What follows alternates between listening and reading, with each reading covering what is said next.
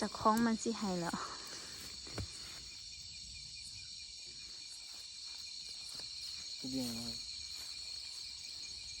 เนาะเนาะเชื่อละดอง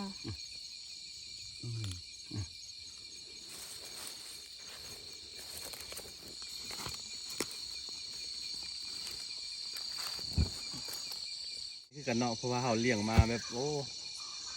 เป็นบริการสันดีเลยเวลาเขาไปนอนอยู่สวนเดี๋ยวนี้เวลามีคนมีอย่างมามันหูนะมันนอนอยู่ในบ้านกว่าย่าเนาะเวลามีอย่างผิดปกติมันหูเลยมันเฮาเลยนะถ้าว่ามีไอ้สวนคือ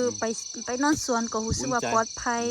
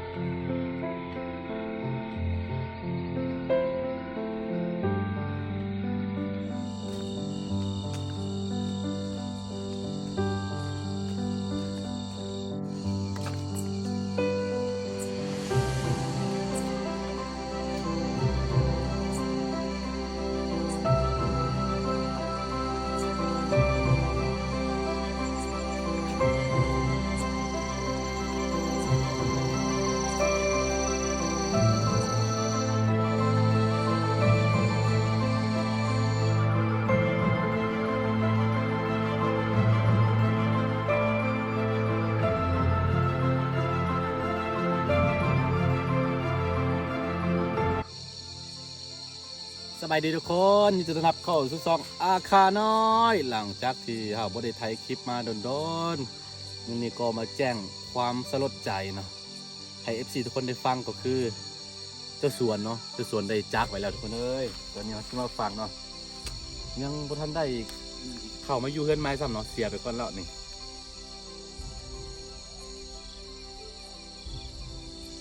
สาเหตุก็คือเขาว่าจะได้ติดเสื้อหมาวอสุนัขบ้านะเป็นหมาบ้าเนาะช่วงเป็นช่วงที่แบบว่าผสมพันธุ์นะเป็นช่วงที่ผสมพันธุ์แล้วมันก็เป็นลิ้นซาวนะเป็นลิ้นซาวแล้วก็คือหมาเขากัดเนาะคือหมาที่เป็นติดสุนัขบ้านะเป็นหมาบ้านะหมาวอเนาะกัดแล้วมันก็ติดน้ำแล้วก็เลยเสียเนาะพี่ก็บ่มีคลินิกหรือว่าเกี่ยวกับสัตว์แน่นะก็เลยว่าบ่มีหมอมีอะไรกันแล้วก็ได้ทำใจแล้วก็ในที่สุดมื้อนี้สิ้นล้มเนาะวันที่12เดือนนี้เดือนมิถุนายนนี้เนาะ2024ได้เสียไปถือว่าเกินมาอยู่น้ำเฮาเกือบ 3-4 ปีแล้วเนาะคือที่ไปที่มาถ้าผู้ใดเคยติดตามเฮาตั้งแต่แรกๆมาอาจจะฮู้ว่ามันที่ไปที่มาของมันเป็นจังไดเนาะคือเฮาไปเอาไทยชีวิตมันมานะแต่ว่าอย่างน้อยมันก็ได้มาอยู่น้ำเฮาเกือบ4 ปีแต่เสียดายคือบ่ได้มาอยู่เฮือนไม้เอาก็เลยมาฟังนี่อยู่ใกล้ๆเฮือนไม้เขาเนาะทุกคนมา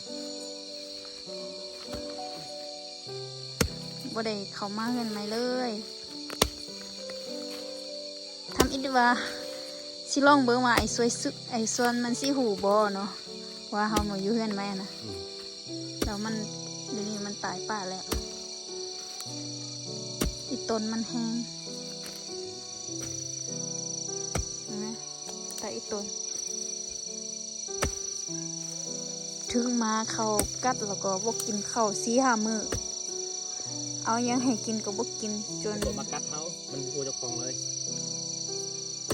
จนฮอดมื้อนี้มันบูเจ้าของมันสิมากัดนะเวลาเขาไปเอาเข้าน้ำให้มันก็สิกัดเขานะปกติมันเอามือเขาให้เขาปักมันก็บ่กัดนะแต่ว่ามื้อนี้มันถึกมาเขากัดแล้วก็มันน่าจะแบบเป็นบ้าไปนำนะสุนัขบ้าก็เลยว่ามากัดมืออีกเด้มากัดมือก่อยแต่ว่าบ่ได้บาดมีแต่กัดคุณลึกๆเลยเสียดายเด้มันบ่ได้เข้ามาเฮือนไม้ของเราเลยนี่ ว่าสิเขามาอยู่แล้วแต่ว่าไอ้ส่วนมันจากไปก่อน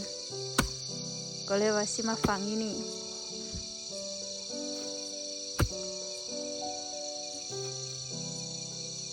ยุงปักหลาย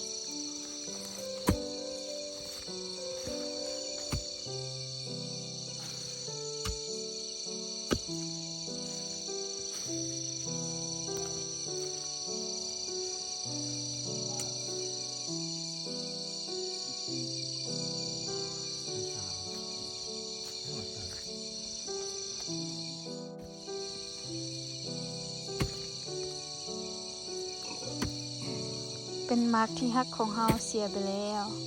คือไอ้ส่วนนี้เป็นหมาที่ว่าบ่ค่อยกินข้าวละล่ะนะ อืม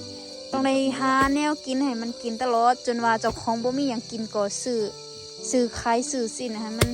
กินนะ เพราะว่ามันบ่กินข้าวละล่ะปกติหมาคนอื่นคนนั้นหมาไทยบ้านแม่นเขาเจ้ากินได้ข้าวละล่ะเลย อืม แต่ว่าไอ้ส่วนนี้บ่กินมันต้องกว่าสิกินข้าวละต้องมีขายบ่หรือว่าสิ้นบ่ปลาบ่อิหยังต้องได้หาให้มันบ่ซั่นมันบ่กินมันอดได้เนาะอดฮอด 2-3 มื้อพุ่นเด้คันว่าบ่มีสิ้นให้มันกินนะสิ้นก็เฮ็ดสุกๆคือเฮากินธรรมดานี่แหละต้องได้แบ่งให้มันตลอดจงว่ากลายเป็นแบบว่า คือได้เลี้ยงลูกคนหนึงอยู่ในเฮือนหั่นน่ะอีตนมันเด้เนาะคิดว่าสิอยู่ฮอดสิได้เข้ามาเฮือนไหม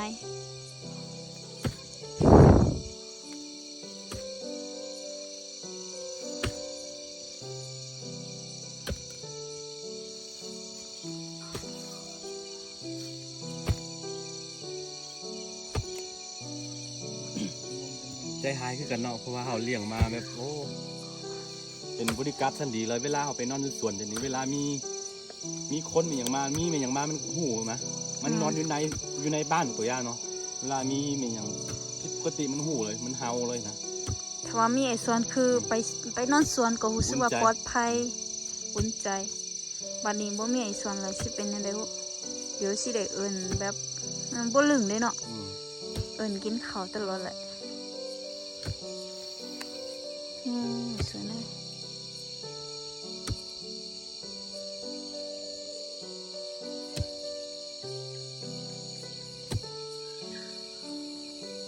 มันสิหนีจากเจ้าของนะเมื่อกี้นะน่าจะบ่อยากให้เฮาเห็นเวลามันตายอะสุดท้ายเอากลับขึ้นมา แล้วก็มันก็มาตายอยู่เพื่อน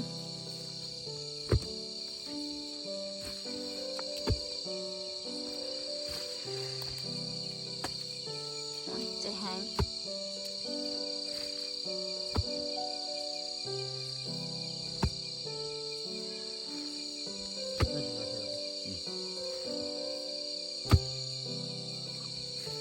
เปลี่ยนแขนขุดเลิกเลยเนาะ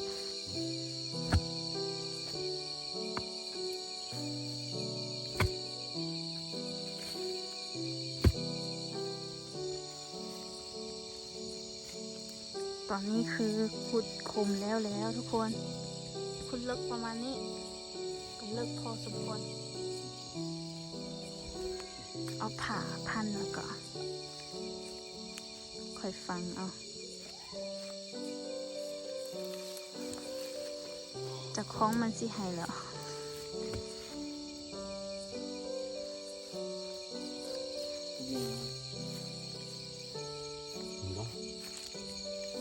เชื่อละน้อง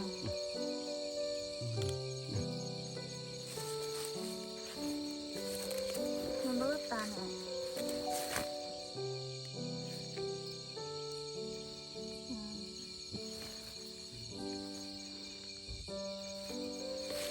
สวยเลยไปดีเด้อ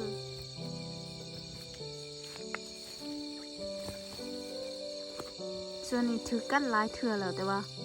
เขาก็รักษามันจนได้นะแต่ว่าทีนี้คือมันคือสิเป็นนักแล้วก็เป็นมาที่เขาเป็นมาบอเด้นะเจ้าอันนั่นแหละกัดอยู่ซบมันน่ะมันก็เลยบ่ไหว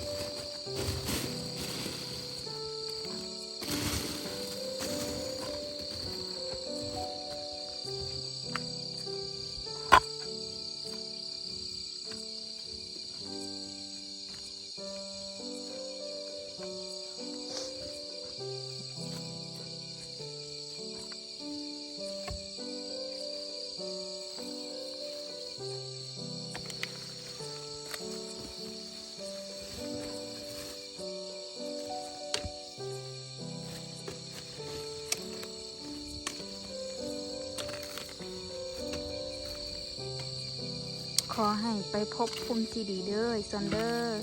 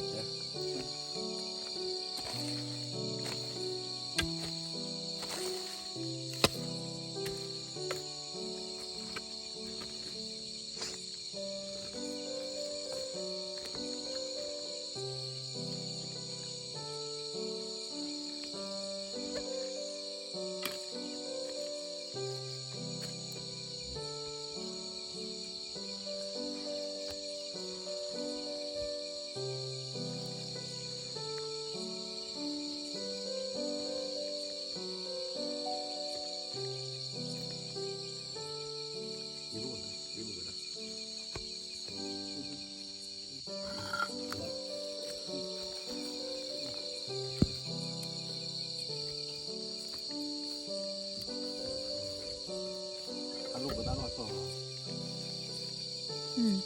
ลูกบดาลูก ลูก เอามาเห็นใส่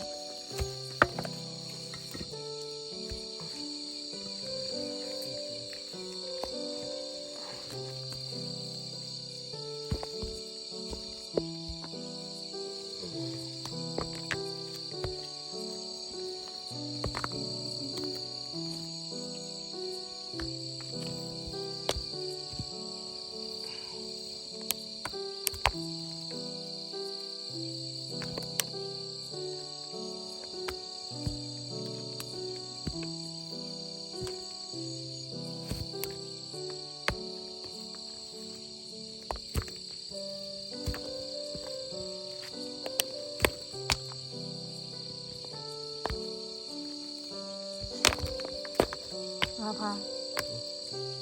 พอละ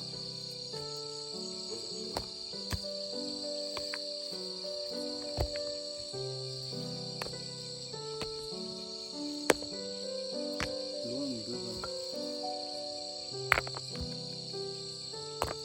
นี่นะ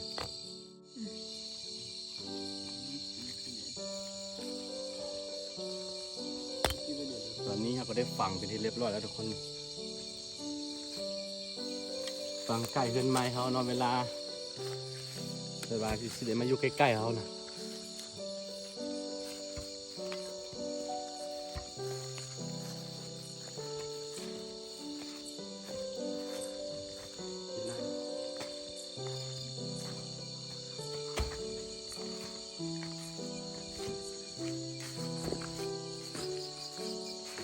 ลองไฟลองไฟ เนี่ยทุกคนลองไฟเบิ้งอู้กลางคืนนี่มีแมงใหม่ยังบักลายตึงยุงก่อนลายคือกัน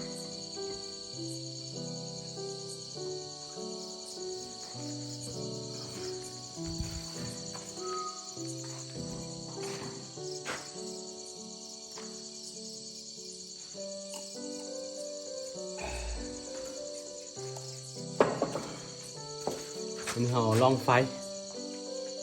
เบิ้งยังไม่ได้ต่อไฟแบบสมบูรณ์เถอะเนาะ ข้างในเดินเอง นี่เดินเองนี่มันนอนตีเพดานนั่นแล้วแต่ว่านี่ไม่ทันได้ตีเถอะนี่แหละที่ผลที่พวกเขามายุ่งเถอะเนาะเพราะว่ายังไม่ได้ใช้มันยังหลายๆอย่างยังไม่แล้วเถอะนะแต่มันเสียไปก่อนทุกคนเลยบุญของมันทำนั้นหรือจะปูกะโลห้องนอนเขาเนาะ